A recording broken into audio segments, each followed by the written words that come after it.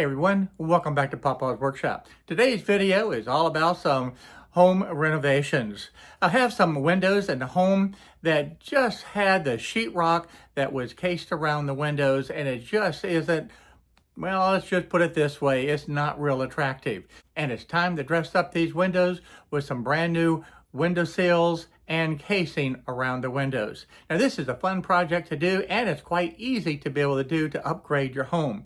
And hopefully you'll stick around and see just how easy it is to be able to add the casings into the windows and the brand new window sills. When this home was built, the sheetrock was installed where they did the return on all four sides of the window. They did not put in any type of casing, and they did not put in any type of window stool at the bottom. So today we're making that change.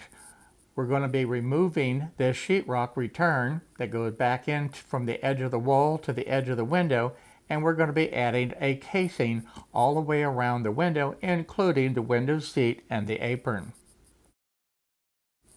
The most common way to do it is add the window seat, as you see here, with the apron underneath, and then the sheetrock return up above. But in this case, we're going to do it a little different. We're going to put the casing all the way around the window, and then at the bottom, we're going to put in the traditional window seat. The first step is the easy part. We're going to take out all of the sheetrock from the edge of the wall to the edge of the window. And this actually was fairly easy to do. Now, I did have the corner bead in there that we had to remove also. And then after that, we just cleaned up everything on all of the windows so that we were ready to take it to the next step. Now, because the people are living in this home, we need to be able to clean as we go. So you're not going to see any sheetrock dust. If we have any get on the floor, we're going to clean it up immediately. Now, this one is already finished except for adding back the sensor for the alarm system. Now, we took the measurements, and the width of that window stool is going to be 40¼ inches, and it's 4¾ inches deep. So out at the miter saw, we're just going to take that measurement and put it onto the window stool. Now, I call this window stool, I also call it a window seat. It's kind of interchangeable in my world. At the big box store, you have the option to be able to buy the window stool already pre-made with a nice rounded edge on the front of it. Well, the problem with that is it's rather expensive. So rather than buying that, we chose to buy this 1x6 material, and then we're going to put our own edge on the front and the ends of this material. So we cut all of these to the proper length. Now, the windows that we're doing are all 3/0 by 6/0 windows, which means it's 3 feet by 6 feet tall. So with the measurements that we had, we cut all of these window sills to the proper length based on what we had measured, and we was able to cut all 3 of them at the same time. Just as a reminder, all 3 of these windows were the exact same size, so we were able to cut these window stools at the same 40¼ inch. The other factor that we had to consider is that we're working outside. Again, to be able to keep the dust down, we certainly did not want to use the saws indoor. Now, because of that, we did not have any way to be able to just set up the measurement once and cut all 3 of them. So we do not have a table that's long enough. So we had to measure each one and cut them individually. But again, it was still the 40¼ inches long. Next up, we headed over to the table saw. We need to cut this at 4¾ inches wide. Now, this measurement is strictly arbitrary. This is what the homeowner wanted, and it's certainly wide enough to be able to receive the casing. However, if you choose to do so, you could have left the full width of this board and made the window seat the full width. It's strictly up to you as to how you wanted to be able to do this. But in our case, we're cutting each of these window sills 4¾ inch. In my opinion, it's a lot easier to be able to cut the length of these boards first and then rip them on the table saw. Could we have done it the other way? Oh, absolutely. You could have ripped the long board all at one time and then taken it over to the miter saw to cut the lengths. But quite frankly, as I said, I think it's just easier to be able to cut the length of these boards first, and then you have a smaller piece of material to be able to deal with at the table saw. We have a router that's set up on the table saw also, and we took a scrap piece of material and just cut just a little bit to test the height of this bit. Now this is actually looking real good, but we want to make just a little bit of a height adjustment before cutting the actual material. So after the small adjustment that we made, we did one more test cut just to make sure that it's exactly the way we wanted it. So after making that test cut, we're going to look at it, and this is exactly what we want. So now that we have the test out of the way, we can actually run the window seal itself to be able to get that final profile onto the edge that we're looking for. Now we also added that little pin in there to be able to help guide this board. So we can put the wood right up against the pin itself and then ease it into the router bit itself to start to cut. And then we'll just run it all the way down to create that perfect profile that we were looking for. Since we don't have a fence to be able to use with this router table, using that pin works really effectively to be able to provide the necessary support for this board as we run it through the router bit and cut this profile.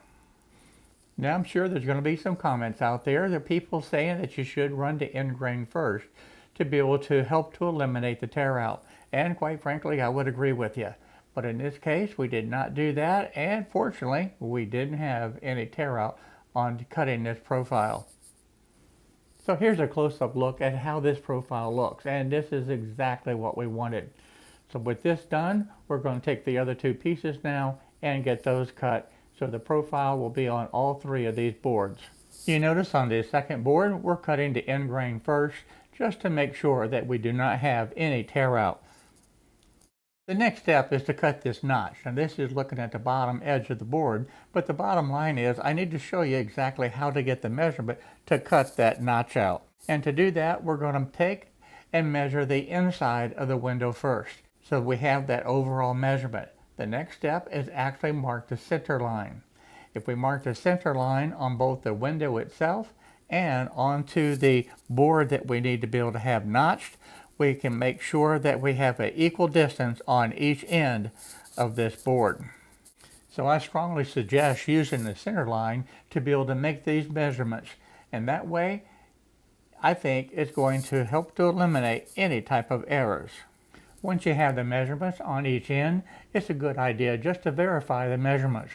I certainly believe in measuring twice and cutting once. I really don't want to waste any of this wood. So the first measurement is done. Now we need to be able to cut out this notch itself and see how far we need to come in to be able to make this. And if we go back and measure the window itself, we know that this is actually 3 inches. And we'll verify that around the window just to make sure that it's consistent. At the table saw, we'll go ahead and draw that actual notch onto the material itself. We'll verify the actual measurements so that we know that we have the exact measurements that we need. Again, measure twice, cut once. It certainly will save a lot of the potential errors if you'll do that and get into a good habit pattern of measuring twice and cutting once. But this is exactly what we want to be able to have happen here. And of course, we're going to transfer this information onto each end of this window seal. The first measurement is done. The second measurement, we need to be able to measure that 3 inches to be able to establish the actual notch itself.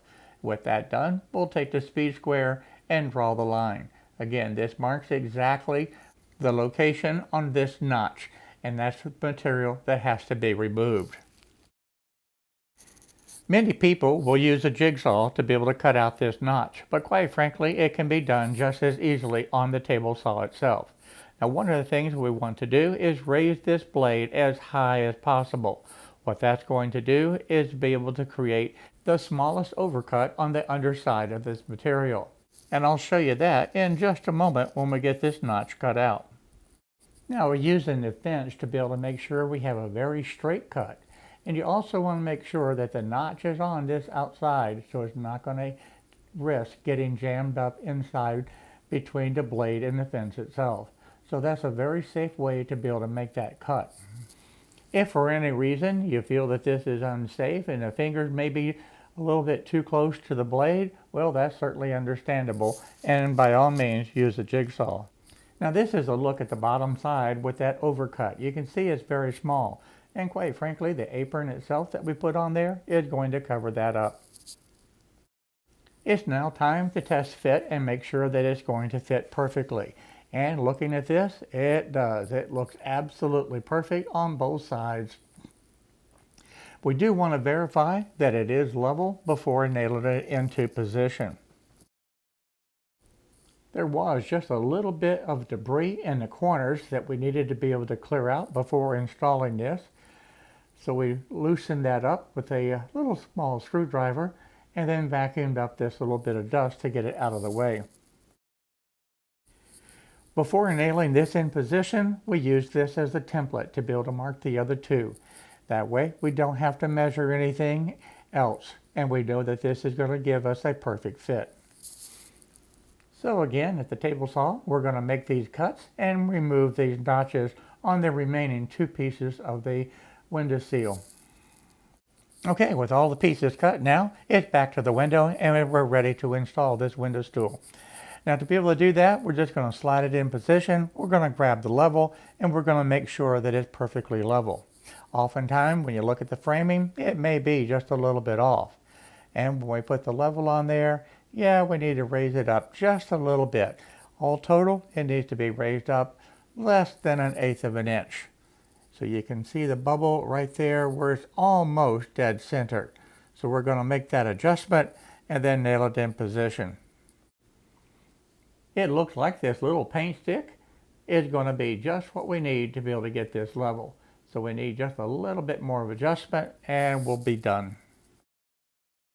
So we broke off a piece of that paint stick and put it in there and made sure that it was completely level.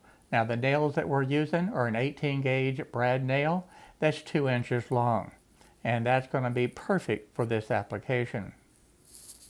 To do the final check, we realized that there was a little nail sticking up there that we needed to nail it down just to be able to get it completely level. Put in the window stool again just to double check it, throw the level on there to make sure that it is completely level. And now we're happy with everything. Grab that nail gun and it's time to nail this in place.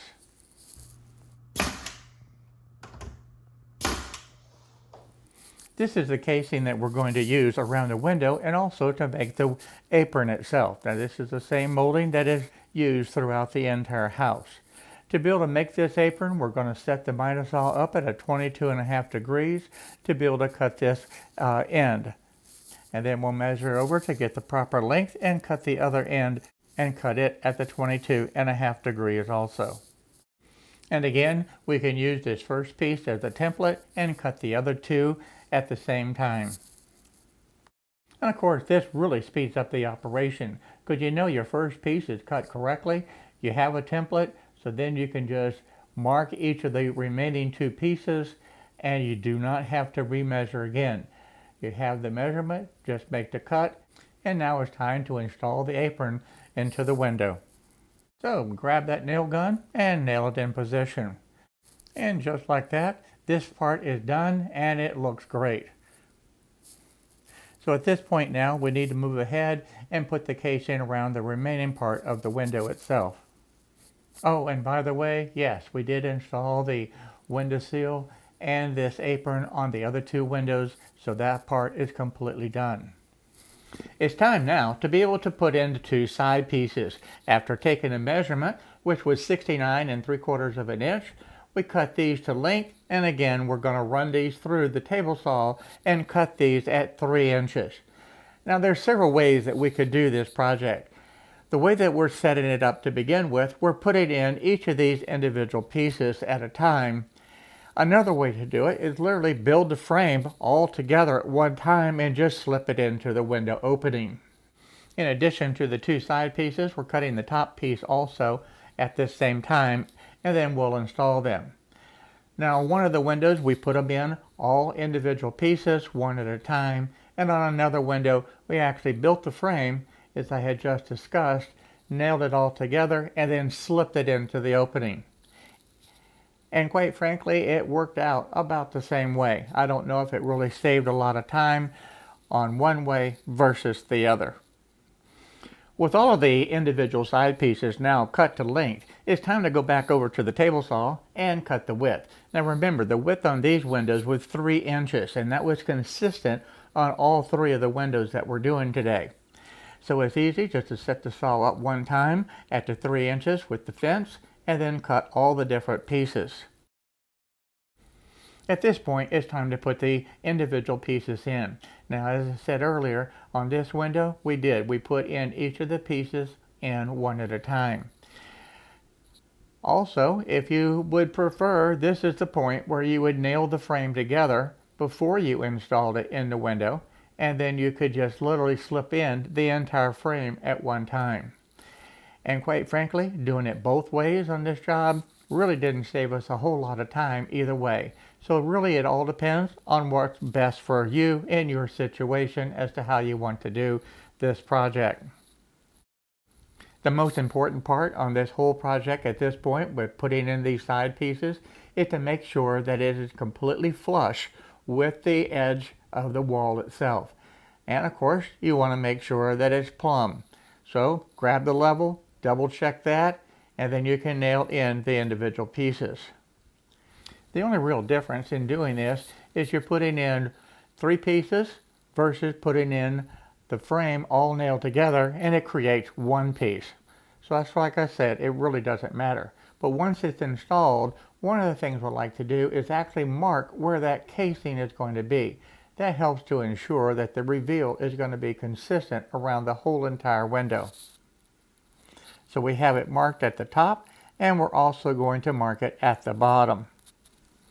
Now this makes it real easy to be able to measure the length of the casing itself, because now you don't need a tape measure. You're just going to use these little lines that you put on there to be able to get the exact measurement that you need and to be able to cut it at the miter saw.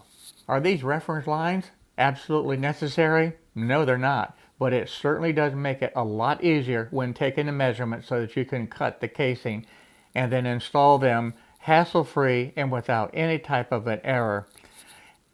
And when you're installing it, that reveal is perfect from the top to the bottom because of that reference line, and it's also consistent throughout the whole entire window. So for me, I like putting these little reference marks on. I think it makes the job look a whole lot better.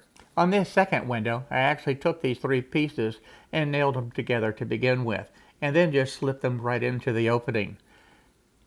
And from there, I just made sure that they were flush to the edge of the wall and then nailed it in place. I think adding the casings and the window sills to these windows really dresses it up and makes it look so much nicer. So thanks a lot for watching this video today. I hope that you was able to learn something. And if you did, by all means, give me a thumbs up, and don't forget, hit that little subscribe button down below so that you won't miss out on the different videos that I'm posting. And I look forward to seeing each and every one of you in the next video. So for now, bye-bye everyone. See you real soon.